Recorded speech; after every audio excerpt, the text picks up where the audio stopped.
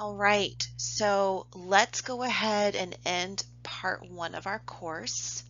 And please keep that in mind. We are ending part one of our course this week. Sunday is the last day to get everything in from part one.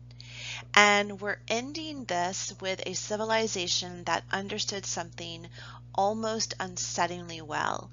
And this is that people believe what they repeatedly see. Now, that idea connects to what you were just studying with Plato's allegory of the cave, right? Images consistently being shown, ideas consistently being given. If you only are given one idea, you're going to believe that. So that we see this Greek philosophy, now it's connecting to how Rome uses architecture as a way to get people to believe what they repeatedly see. So it's interesting how it's all very much connected. And ancient Rome did not just conquer land. They conquered the imagination. They built power into stone. They carved authority into marble. And it staged loyalty in arenas filled with tens of thousands of spectators. And here's what makes Rome fascinating and very relevant to today. Their propaganda was not hidden. It was not subtle at all. It wasn't even defensive. It was very confident. Everywhere you looked, statues, coins, arches, temples, Rome was telling you the same story. We are strong. We are chosen. We bring peace. Follow us. This week is not about memorizing emperors. It's about recognizing how power performs itself. And once you see it happening in Rome, you're going to start seeing it everywhere.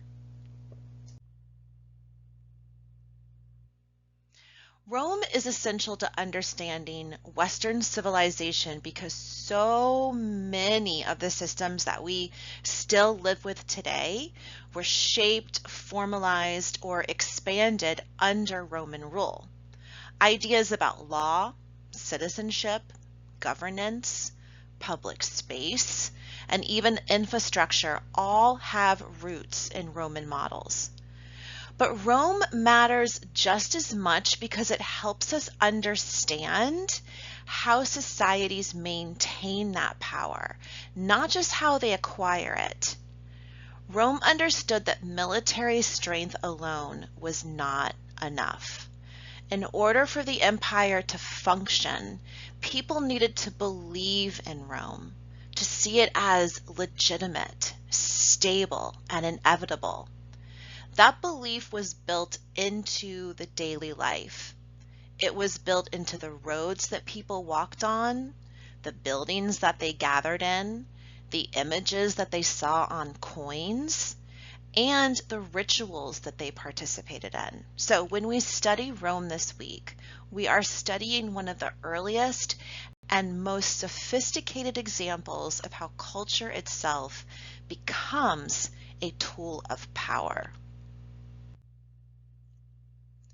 One of the most important ideas to keep in mind as we move through this module is that Rome did not invent its culture in isolation. The Romans borrowed extensively from the Greeks, the early Etruscans, and from the many, many cultures that they encountered as the empire expanded. However, borrowing does not mean copying. The Romans were incredibly strategic in how they adapted what they actually encountered and who they conquered. Greek art emphasized ideal beauty and balance. Roman art emphasized authority, ancestry, and achievement. Greek temples invited contemplation. Roman buildings demanded attention. So what Rome teaches us is that innovation often does not come from creating something entirely new, but from reshaping the existing ideas to serve new purposes. This is a very deeply human process and one that remains relevant in art, architecture, politics, and culture today. And I just want to add a quick note. The one thing about Rome and how they conquered other countries and other cultures and other civilizations and people, they wouldn't just sort of say, okay, you're conquered, now you have to do everything our way. It's our way or the highway. No, the Romans were not like that at all. The Romans would sort of pick and choose. They would observe the culture of the people that they had just sort of absolved, taken into their empire and given citizenship to, right? And they would kind of pick and choose what they liked and what they didn't like. And they would sort of just kind of absorb some of that into their own Roman culture. So, it's not that Rome borrowed things. It's kind of that they absorbed things, almost like a chameleon. They were perfect chameleons. And it's very interesting to kind of contemplate that, as a conquering sort of civilization, that they weren't interested in making everybody the same. There was a celebration of diversity in these in this Roman culture and in all of the sort of Roman land that they had conquered as well. I mean, Rome first, obviously. You had to be Roman first, but then you could do whatever you kind of wanted after that. So it was an interesting setup, but it worked very, very well because of how large Rome was. It's really hard to rule such a huge, vast collection of lands and peoples. So it's a kind of better if you just sort of allow each place to kind of maintain their own culture. And speaking of how huge Rome was, there was a way that they had to get around to all of these places. And so therefore you have Roman architecture. And Roman architecture is one of the clearest examples of how power can be made physical. Think about Roman aqueducts stretching across entire landscapes. You have amphitheaters capable of holding tens of thousands of people. Think about that. I mean, these were, rivaling our amphitheaters today. You had basilicas that combined law, business, and political life under massive vaulted ceilings. These structures were not subtle. They were not meant to be either. Just think about Hadrian's Wall in England, this huge wall that was meant to separate the barbaric Scottish, the barbaric Northern Englanders, which, by the way, funny little addition here,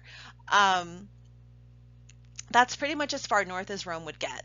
If I don't know if you guys knew that, but Rome really could not get farther north than the very north of England in Yorkshire, right before you get to Scotland. And if you've ever been to the north of England, you might have seen or heard about Hadrian's Wall. It's still very popular now. And basically that was to keep out those barbarians because the Romans were kind of terrified of the ancient Britons. They were a little bit more than what even the Romans bargained for when it came to how they lived. So it's one of those things that I think is really fascinating, but I'm not going to get into that here. That'll be for another time. If anyone wants to know more about Romans in England, let me know because that's something that I studied and I really like to study. So architecture in Rome communicated authority through scale, durability, and organization. So when you enter a Roman city, you would be surrounded by these reminders of the empire's reach and permanence. So no matter where you were in the Roman Empire, if you were in Rome or thousands of miles away in England, in Londinium, you would still have the reach of the empire and the permanence of the empire around you. The built environment itself reinforced the idea that Rome was powerful, stable, and enduring. This idea that architecture can shape behavior, belief, and obedience is one that continues to influence how we design our own civic spaces today. And I've actually visited a Roman bath in northern England. So even as far north as Yorkshire, you had these ancient Romans, these soldiers who were put on, duty at Hadrian's Wall at these forts. And they had these, the luxuries of home, these Roman baths that they would use, which probably came in very handy because it is bitterly cold there. Rome was one of the first cultures to fully understand the power of using images and imagery to shape public opinion.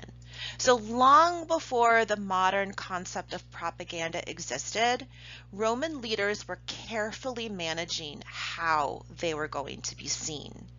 Augustus is the most famous example. You can see his image on the right there. Through sculpture, monuments, and coins, he presents himself as eternally youthful, morally upright, divinely favored, and responsible for peace and stability. These images were repeated everywhere, becoming part of everyday life. The goal was not simply to celebrate leadership, but to normalize it, to make imperial authority feel natural, something that you wouldn't question. So as you study Roman propaganda this week, it becomes kind of difficult not to sort of notice these similarities that we have now with modern political imagery, branding, and just think of all the media strategies. This continuity is one of the reasons Rome feels so familiar to us. I think sometimes, when I teach intro over the years, it's kind of when we get to ancient Rome that ancient humans start to feel like, oh, it kind of feels like me, like familiar humans that acted like us. Let's talk a little bit about religion in Rome. And it functioned very differently than, our modern belief systems today. This was way less about personal faith.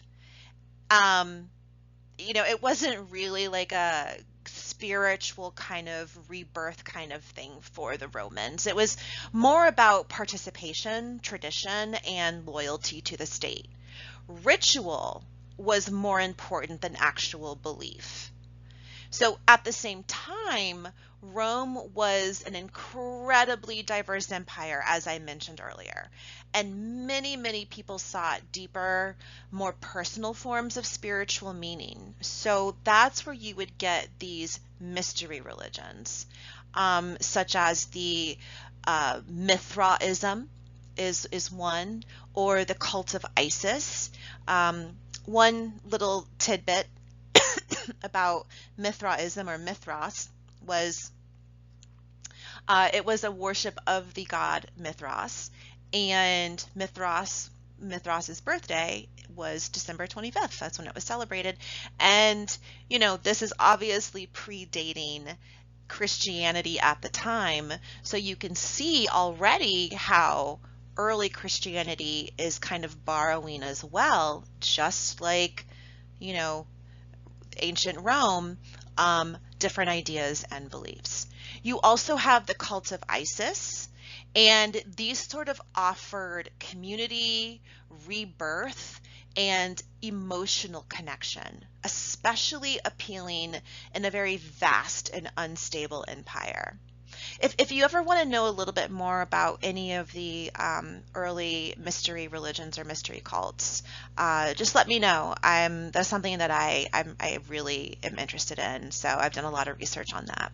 So hit me up. I've already had some students reach out to me asking like, hey, can I get a little bit more information on this? So I love that. So please feel free to always do that if you want to learn a little bit more. Like, let's dig a little bit deeper in that mystery stuff you were talking about, this cult of Isis stuff. I love that stuff. I used to teach mythology, so This is right up my little alley. So Christianity emerges within this religious landscape. So now you have, amongst all of these sort of different beliefs and mystery religions and cults, then you have this new belief called Christianity. And it's emerging within this religious landscape, not as an immediate replacement, as we know, obviously, but it's part of this complex web of beliefs. So in the beginning, it's kind of like it's thrown in there amongst all the others. And, early ancient Romans were just like, oh, there's another one. So it wasn't alarming to anybody. It wasn't like, oh, what's this new idea that these Christians are talking about? It wasn't like that at all. Quite the opposite, actually. It wasn't until later that there was this it was like an understanding, getting a little bit off subject here. There was sort of like a quiet understanding that you could have your own beliefs, but you also had to bow down to the emperor. And you also had to agree that the emperor was divine. And that was something that none of the other beliefs had an issue with, but then Christianity obviously says no. And this is where the tension comes in, is that direct opposition to Roman power. That's what it is. The Romans were cool with it up until the Christians were like, no. And then the Romans were like, I'm sorry, what did you just say? So understanding Roman religion helps us understand why and how Christianity spread and why it ultimately reshaped the empire so profoundly. So let's pause for a moment and talk about something that everyone thinks about immediately when you think about Rome, and that's gladiators. And this is actually one of my favorite topics. In my face-to-face courses, I usually spend about a week just talking about gladiators because I think that they are an incredible way to learn about ancient Rome. And I mean, you could just, like, so many different ways that you can use gladiators to learn all about how ancient Rome operated. But, if you say the word gladiators, you probably immediately picture slow motion sand, blood spraying dramatically, men screaming, thumbs down, instant execution, right? That image, that's the image that we have, but that's Hollywood. That is Hollywood. And I know that we immediately think of the movie Gladiator, and I haven't seen the new one. I've only seen the original one with Russell Crowe. And I love that movie, don't get me wrong. I love it, but it is also historically so inaccurate. And most historians cringe at that movie because it is just a completely inaccurate portrayal of gladiators and what actually happened in, like, who they were, their lives, how they ended up in these arenas fighting, and what happened to them, how, it's just wrong. So the real story is much more layered, and honestly, it's much more fascinating. It really is. So I haven't seen the second Gladiator yet. Not sure how historically accurate that one is, but I don't know. We'll see. If you've seen it, let me know. First of all, gladiators were not disposable. They were investments. They were very expensive.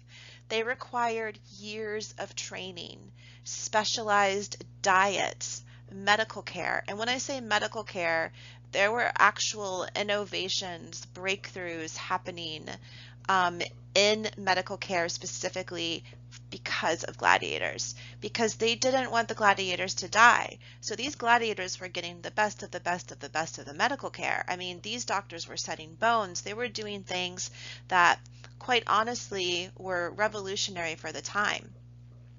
So gladiators were very prized possessions. They were possessions.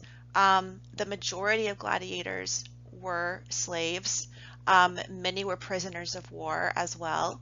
But a lot of, quite a few gladiators were Roman citizens who decided to kind of run away and become gladiators because they were so renowned and adored in the Roman Empire. So, like I was saying, these were not disposable people. These were big time money investments, and they required a lot of things. These were elite fighters.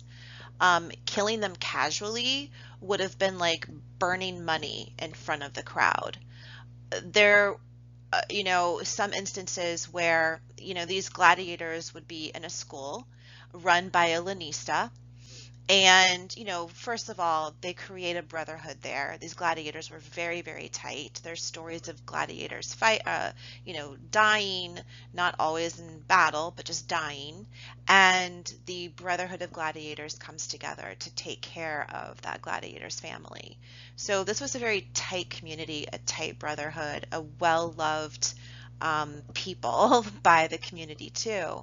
But so let's say you were a senator and you were having a big event in your town and you wanted to hire out some gladiators to put on this big battle. So you'd go to your local gladiator school, the lanista, and you would hire some gladiators to fight.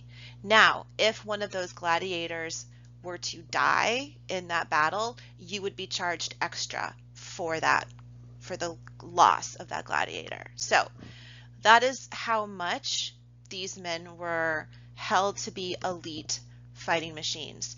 You didn't want them to really die. Yes, death happened. Absolutely. But most fights did not end in automatic execution. That's kind of like a farce that we get from, the movies and cinema and Hollywood, obviously, is the idea that every gladiator fight ended in automatic execution. Now, if you were going to a huge event at the Colosseum, there would be an actual plan of events, and there were times where they would have, prisoners of war that were not going anywhere near, they were not going to be trained for gladiators. They were just whatever prisoners of wars. And yes, they would be typically the ones that would be put out to the animals to be killed. So, but not these big, these gladiators, these fighting machines. Many gladiators fought again and again. They built huge reputations. They built followings. They were athletes. They were brands. They were rock stars. We have graffiti in Pompeii, and you can see some images there on the slide where women literally carved love messages into the walls about their favorite fighters. Some gladiators became household names. There's children played with these little toy gladiators. Think of us today. We haven't changed very much. We still love, famous people, athletes. Oil lamps were decorated with their images. And here's something most people never know, and I kind of already touched on this, but some gladiators volunteered to be there. When we think about being a gladiator, it's like, oh my God, I would never want to do that. That's terrifying. You put your life on the line. Yeah, that's true. But now understanding what that really entailed, it didn't mean automatic death, though it could if you weren't good and you didn't build a good enough reputation, you might not have a full career. But a lot of gladiators volunteered, and they were called auctorate, and these were free men who signed contracts to enter the arena. And why would someone do that? Money, fame, status, right? And a way out of poverty, a way into visibility as well. And visibility in Rome really mattered. Now, one of my favorite moments is there is a documented fight where two gladiators battled so fiercely and so evenly matched that the crowd refused to let either of one of them die. So the emperor granted freedom to both men. So it's just this really incredible kind of story that is a little bit opposite from what we are normally given or shown when we think about gladiators, and especially, like I was saying, from Hollywood. So, it's something that connects with what you're focusing on this week with talking about Rome's power and how they used propaganda and, the arena, where these gladiator fights were happening. And of course, the Colosseum in Rome wasn't the only arena. There were arenas all over the Roman Empire. I mean, there were arenas in London, there are arenas in Turkey, there are arenas in Northern Africa. Everywhere we have evidence of these arenas. So this was something that was going on. It was a very much a symbol of the Roman Empire, of the power that they had. And so this was not about killing. It was about performance. It was about endurance, skill, honor. And there was brotherhood in that sand. They trained together, they lived together, they ate together, they fought under the same lanista. And we also have female gladiators that existed. We have inscriptions and relief carvings and references. They were rare, yes, but they were real. And when women entered the arena, it wasn't just a spectacle. It was a disruption. It was shocking. It was transgressive. It really played with ideas, Roman ideas about gender and power. So that was something that, became political after a while, where they started to shut down these. First, they only allowed female gladiator fights after dark, and then they shut them down completely because it was starting to give too many ideas to the female Roman citizens who had very little rights. But what I was saying earlier, though, about the arenas all over the Roman Empire, that's important to understand because those arenas were all about power and those gladiator fights were all about show. A lot of these gladiator battles were kind of like a re-performance of a great Roman battle that had happened, that it was like a retelling of. So it was almost like a theatrical performance happening. Very real, very athletic, obviously, very bloody as well. There was one time where they actually flooded the Colosseum and put on this like royal battle with actual ships and everything. So the Colosseum itself holds 50,000 people. And then think about the emperor sitting elevated and, everyone is watching Rome perform. So that's why I say this is not about violence. Because I think a lot of times people think like, how could the Romans just sit there and watch this? Well, it's because it wasn't, typically ending in death all the time. I mean, yeah, there were things that were, but it wasn't the norm every single time. It was more about control. And, the emperor as well would put on this show and his power that he had. And so this is where we get the phrase bread and circuses, and it becomes very real when we think about the Colosseum and when we think about these large gladiator battles. Because, food to keep people fed, spectacle to keep them emotionally occupied. And if citizens are entertained, if they are emotionally invested in the arena, they are less likely to question the Senate, the economy, the wars at the frontier, the power in general. The games were emotional management. And once you kind of start to understand that, you can't unsee it, because spectacle still functions that way. You have mass entertainment still today. We still have these huge stadiums. We have these national events just like they did, especially when the Colosseum first opened. They had 180 days of games. now it's a little bit different because now it's on TV. Now we have military flyovers at sporting games. The question isn't whether this spectacle exists, it's who benefits from where your attention is being diverted to. It's interesting when you think about it like that. So gladiators remind us that entertainment is never neutral. It's choreography. It's a political dance. It's messaging. It's power in motion. And Rome understood that better than almost anyone. So Rome's story is not only one of achievement, it is also a story of strain, inequality, and instability. We all know the very famous Rome fell. Economic imbalance, political corruption, overextension of the empire, internal conflict placed enormous pressure on the empire. And Rome did not, it wasn't a fall suddenly or simply, it fractured. It's more of a fracture from the inside out. It adapted and transformed over time. Power shifted, belief systems evolved like early Christianity, and artistic styles changed to reflect these new realities.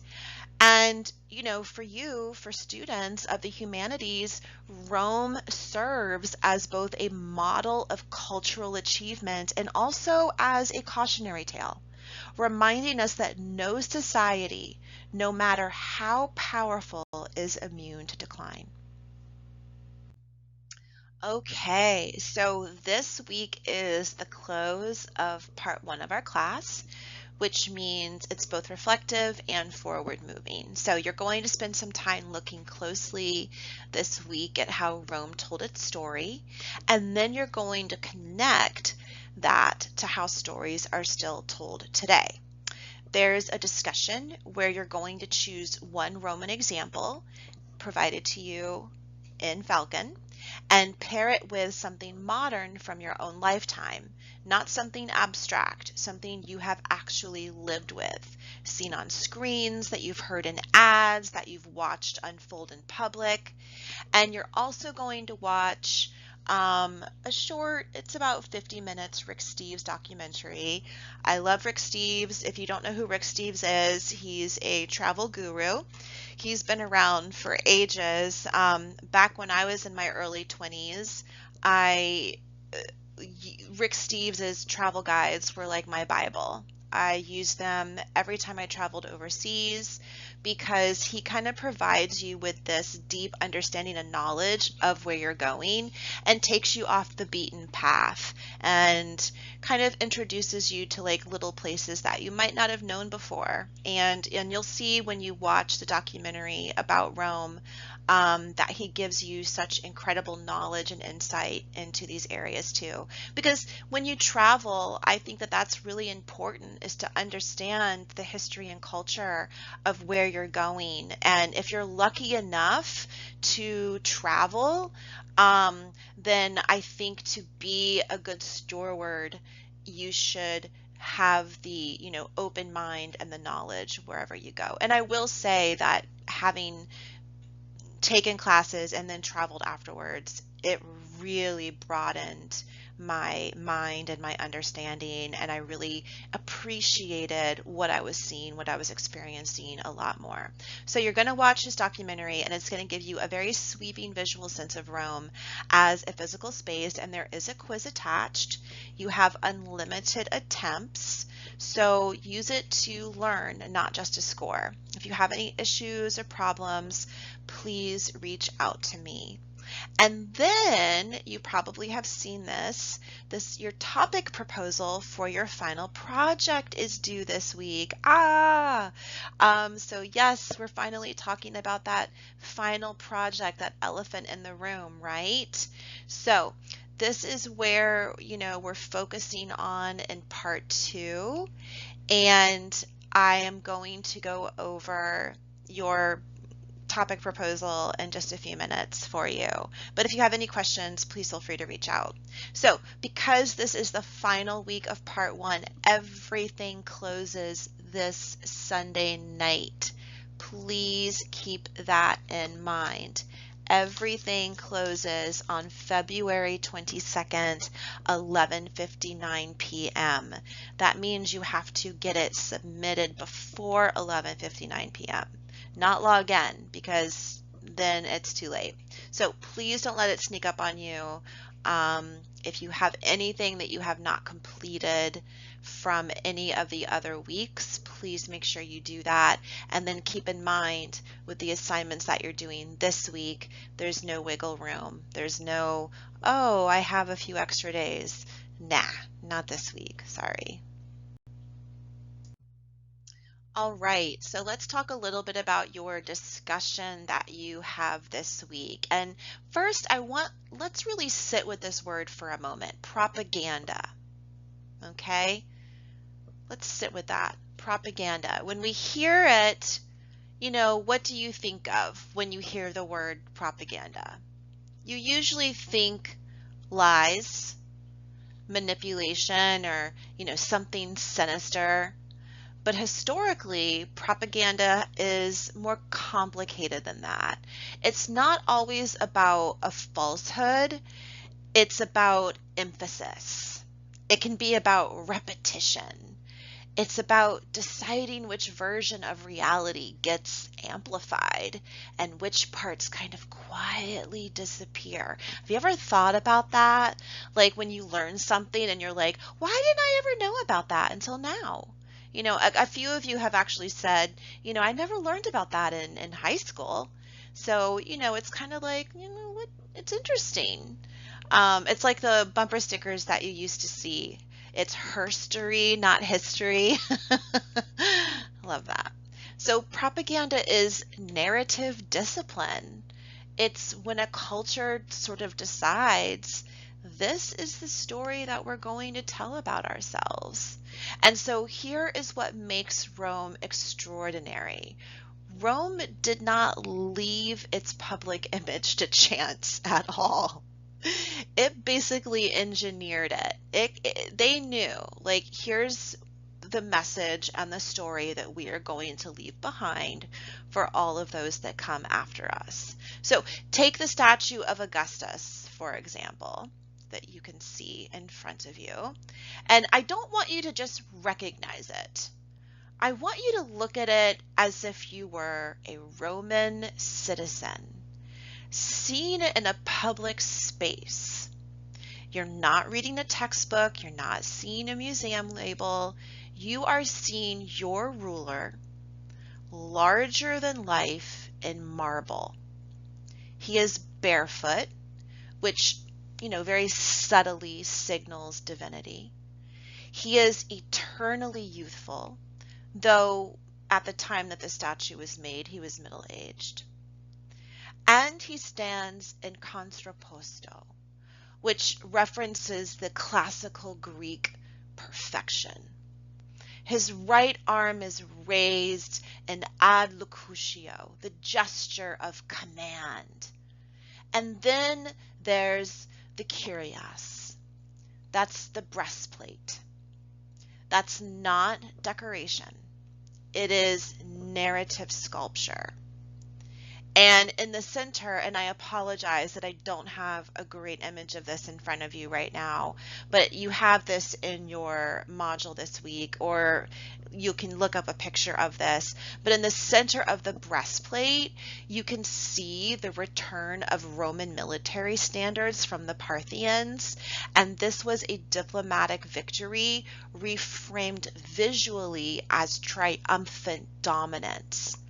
Around that scene are gods, and you have all of these different representations: Apollo, Diana, Tellus, Sol, heaven, earth, sun, fertility. The entire cosmos is arranged in harmony around Augustus himself. This is not casual. This is a visual argument, a visual statement. It is saying the universe itself supports this ruler.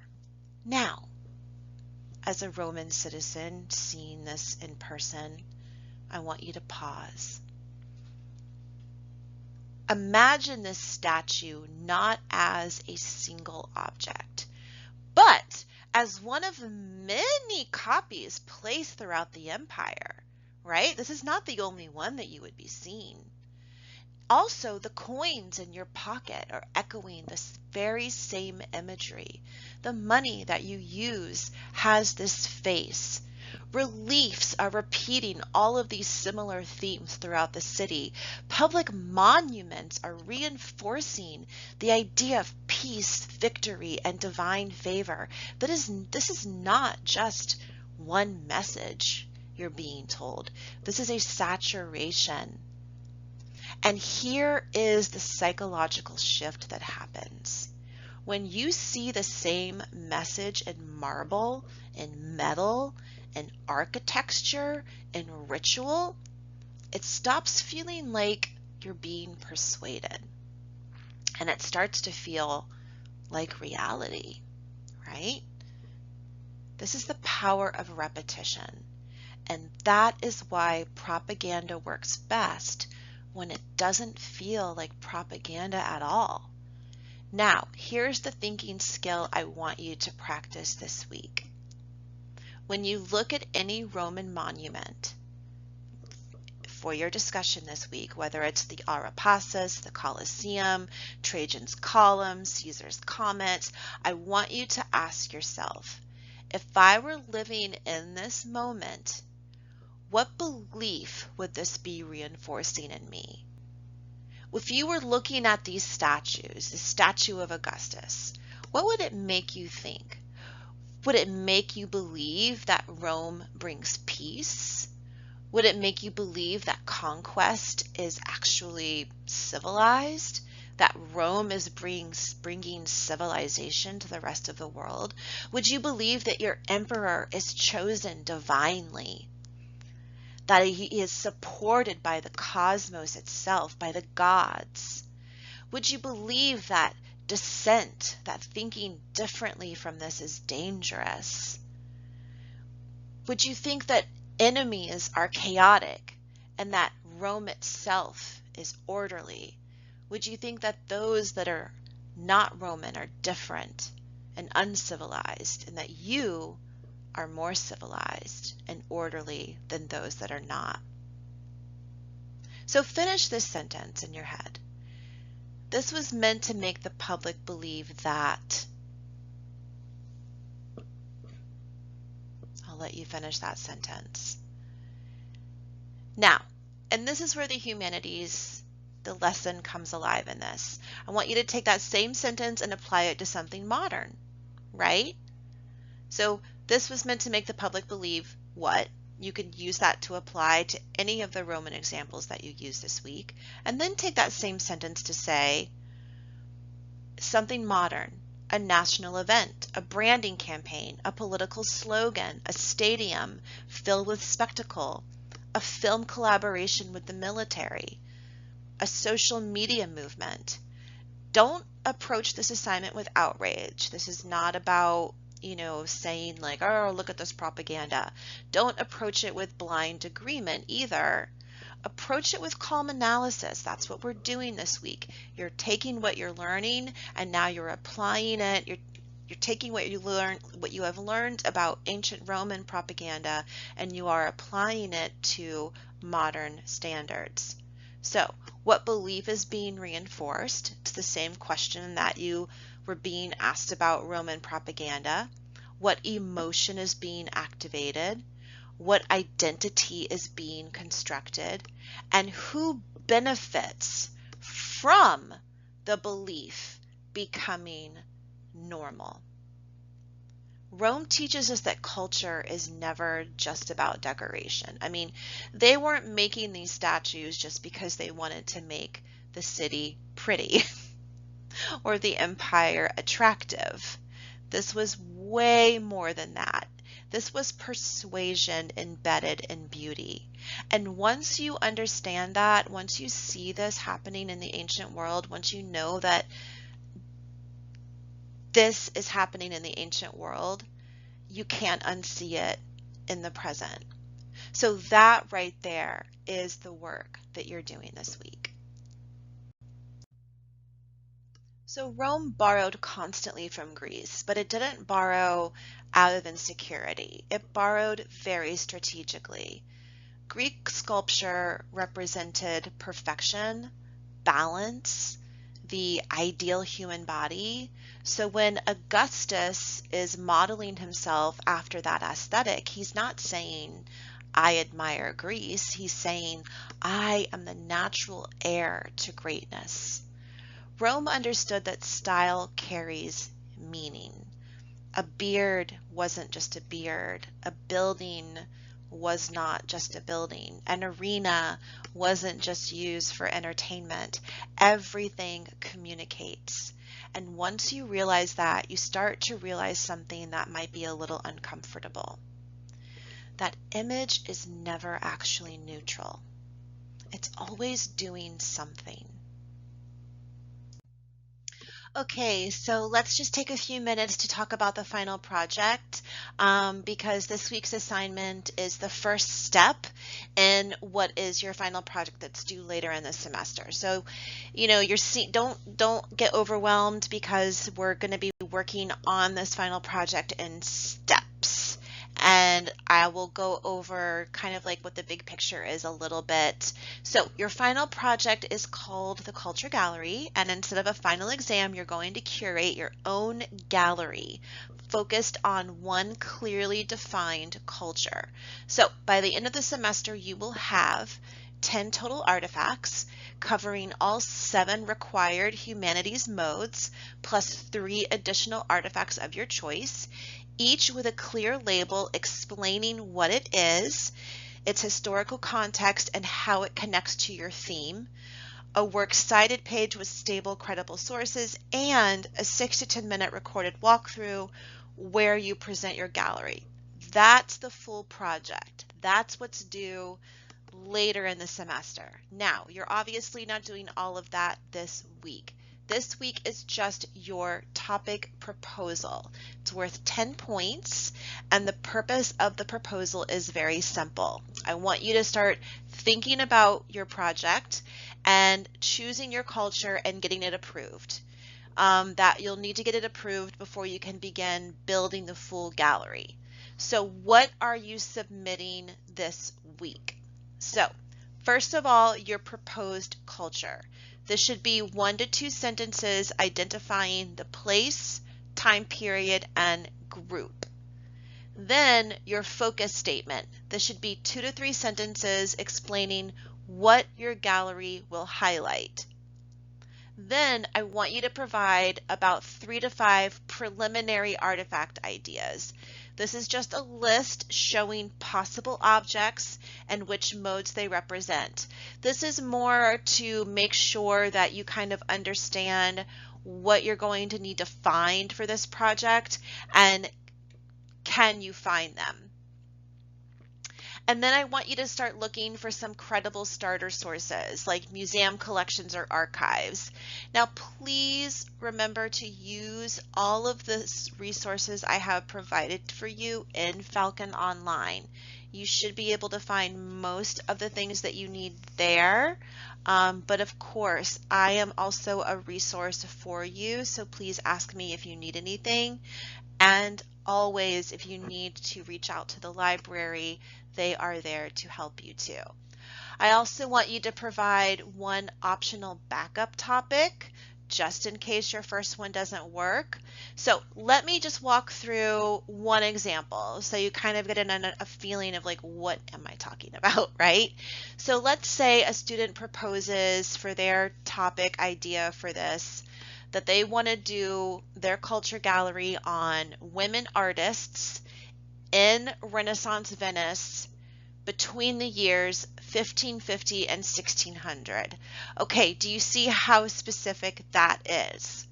This works because it clearly defines a place, a time, and a group. They are saying, I want to specifically focus on women artists in Renaissance Venice between these 2 years. So that is a perfect topic because it's very specific. And trust me, you want to try to be specific because that's going to make it a lot easier for you. You won't be like all over the place. So the focus statement for this specific topic could say, this gallery will explore how women artists in Venice navigated a male-dominated art world and how their work reflected and challenged Renaissance values. It doesn't have to be it doesn't have to be intense as that, but I just want a very short focus statement on what is this gallery showing me? If I were to, if you were a curator at a museum and you wanted to propose this idea, what will the gallery show me? So that's what I'm asking for in your focus statement. Then I want you to list a few possible artifacts. So for this focus topic, for my Renaissance female artists, I could obviously provide a specific painting. That would be the visual art for this. And then let's say for architecture, I could provide a convent space where women trained. And then for literature, I could provide a written dedication or a letter written by a female Renaissance artist, or not really an artist, but personage. And then for philosophy, religion, I could provide a religious text shaping expectations for women. So you can see, like, I'm not asking you to analyze anything yet. Right now, you're just kind of coming up with ideas. You're kind of coming up with material to show that the material actually exists. And that is what I'm looking for this week. So I want to see what your topic is. I want to make sure it's specific, that it's researchable, and that it's capable of supporting a full 10 artifact gallery later. If it's too broad, I will ask you to narrow it. If it's too narrow and it can't support enough artifacts, I will ask you to expand it slightly.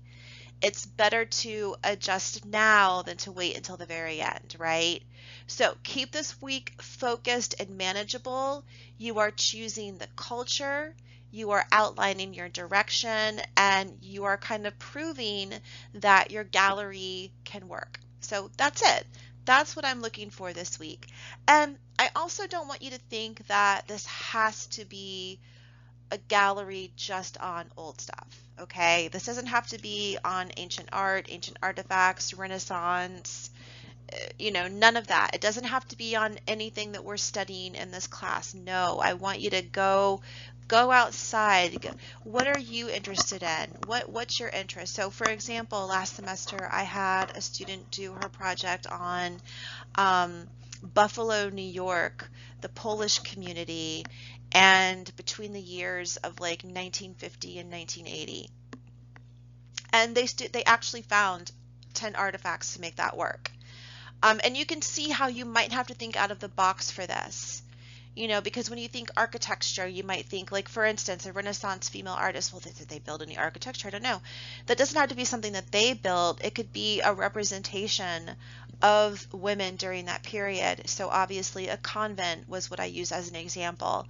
If you get stuck, just email me. Let me help you. That's what I'm here for. We can have a powwow. As a matter of fact, I might actually kind of schedule that. A powwow throughout the semester. I had a student do Taylor Swift, not just Taylor Swift in general, a specific era of Taylor Swift, and it was very well done. They used for architecture, they used venues for the concerts and how she used space to incorporate her shows, lyrics for literature, album covers for visual. So like I said, you don't have to be, literal. You can think outside of the box. I want you to have, this is your gallery. I want you to have fun. I want you to be proud of it. So, and as always, reach out to me if you have questions. So let's wrap up this too long pop-up lecture, but as we know, Rome continues to speak to us because the questions it wrestled with are still very much alive today. Who holds power? How is that power justified? And how do art, belief, and identity work together to hold the societies together or to pull them apart? So as you move through the material this week, I hope you begin to notice Rome, not just in ancient ruins or something that you read about in textbooks, but in the structures and images and systems that shape our world today. And I'm really looking forward to seeing how you engage with the ideas this week. And remember, part one closes this Sunday, and starting next week, we begin part two, religion, arts, and innovation in the Middle Ages. So have a wonderful week, everyone, and I'll be in touch this week.